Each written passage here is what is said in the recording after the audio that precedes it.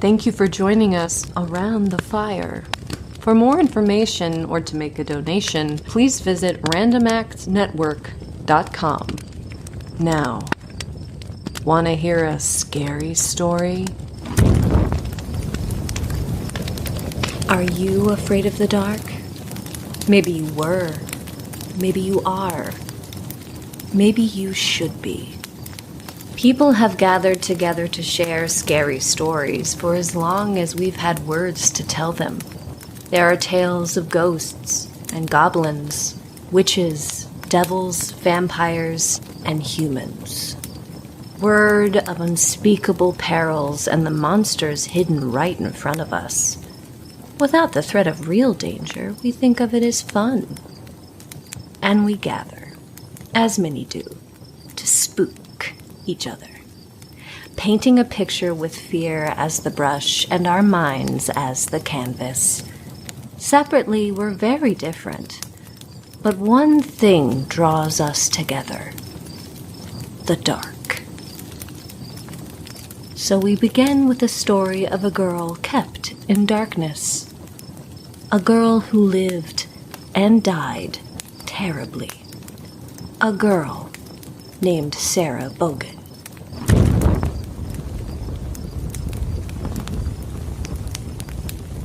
In a small town 200 years ago, there lived a woman on her own.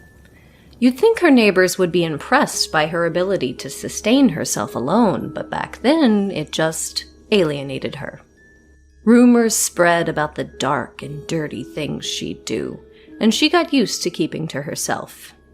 After meeting one summer night, she found herself entangled with the mayor's son. In the cover of warm darkness, their identities didn't matter. He was free from his last name, and she was free from hearsay. Meet me here again. Tomorrow? I wouldn't be anywhere else. They met again and again in secret, lasting almost a year before she found herself with child. It didn't matter to her what others would think, nor did she consider the implications of sharing this news with her lover. She was overjoyed, and sure he'd be eager to provide his child with nothing but the best. Yet when she delivered the news, his face went cold. The light in his eyes vanished, and his forehead creased intensely. She repeated the news, thinking he may have misheard. Don't you see what a mistake you've made? She couldn't pull enough air in her lungs to say a word. My father would never accept you or your bastard child. What makes you think anyone else would? You've ruined everything. His attendants arrived to guide her away, and she didn't have the will to fight. In an instant, the man she loved became a stranger, and everything she held so dear had been ripped away from her. His eyes had said it all. She was no longer welcome here. With a heart shattered beyond repair, she collected her belongings and fled to the woods. There, she built a small shack with her own 2 hands, and by the time her daughter arrived, they had a suitable home. Despite the woman's best efforts, she saw her daughter as a nuisance, a reminder of the happy life she'd never live. As Sara grew to walk and talk, her mother only resented her more. Sara was banished to the dark and dingy cellar, a damp-infested pit underneath the house, and her mother lived above in solitude. Sara was given only the smallest bits of sustenance to keep her alive, and over the years, she grew up in darkness, waiting for the days to pass, waiting for her mother to have a change of heart, waiting for anything, any sort of change, any sort of kindness. Many nights her mother would run away into the woods to fetch food or other goods. As soon as Sara saw her disappear into the trees through the basement grate, she would wail to the sky. She was desperate for her cries to reach someone, anyone who could save her from her daily pain. She'd cry until her voice and energy had completely run their course and would fall asleep by the time her mother returned home by the light of the moon. But one night, someone did hear Sara's calls. a group of children exploring the forest heard a terrible, painful sound and followed it as it got louder and louder. They found a shack of a house that barely stood out from the dense trees around it. The sounds were coming from the side of the building, where there was a small grated window no larger than a hat box. Through the rusted grating, the children could just make out the whites of Sara's eyes. At first, she was afraid to speak to them.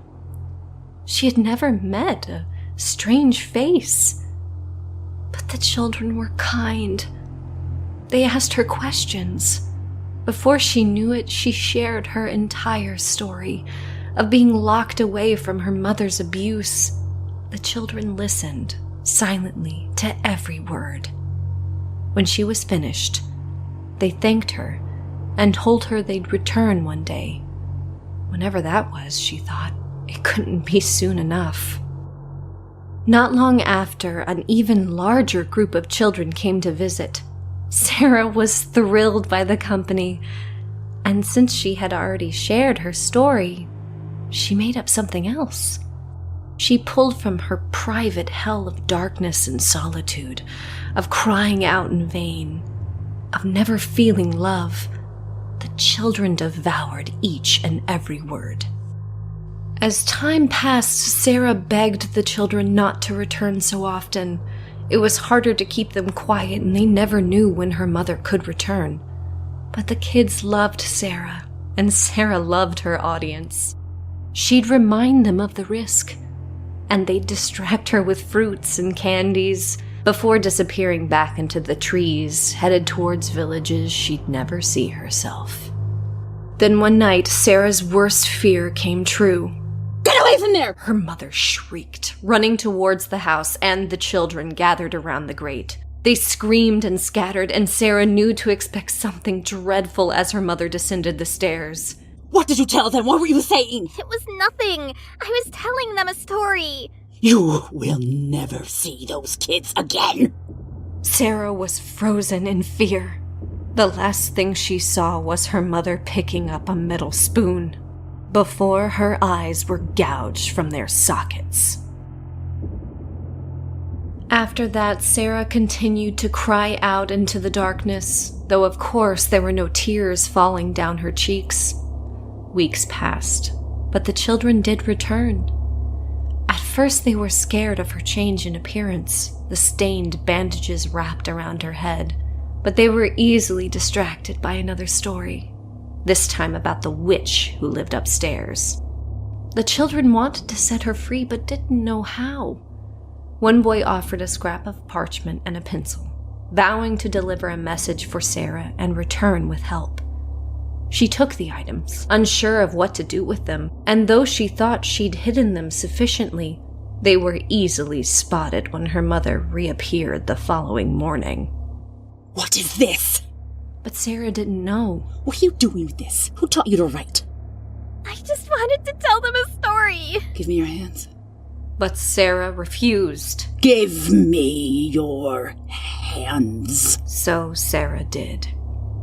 And though she couldn't see it, her mother was holding a cleaver, which came down with such force that it cut through her wrists even though it wasn't sharp at all. You'll never use those hands again! Her mother was gone. Unable to see and unable to use her hands for sight, Sara began to waste away. The children hadn't come back in so long, and Sara no longer wept to the sky. Much time passed before Sara heard her mother heading back into town by moonlight. Then, a familiar rustle she hadn't heard in forever. The children had returned. With all of her strength, she rose and stepped towards the window, beckoning the children to respond, offering a story, a secret, anything to keep her company. But it wasn't a child who responded. It was her mother, who hadn't gone to town at all. And it was her mother, who came back into the house with a large pair of rusty scissors, and it was her mother who used those scissors to cut out Sarah's tongue. You will never tell your stories again. No one knows what happened next.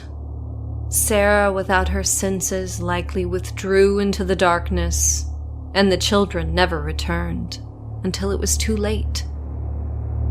Where the shack once stood was now a clearing burned into the middle of the woods. The same clearing where we sit tonight.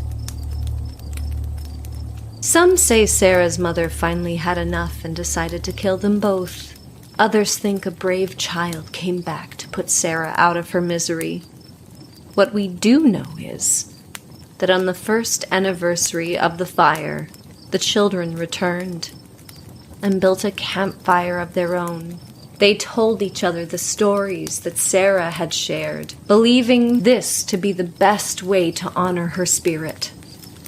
And thus, the tale of Sara BOOGEYWOMAN was born. Some say if you come out here alone, you can hear Sara wailing into the sky, or if it's really quiet, you can catch the whisper of a creepy tale. Just make sure her mother never catches you.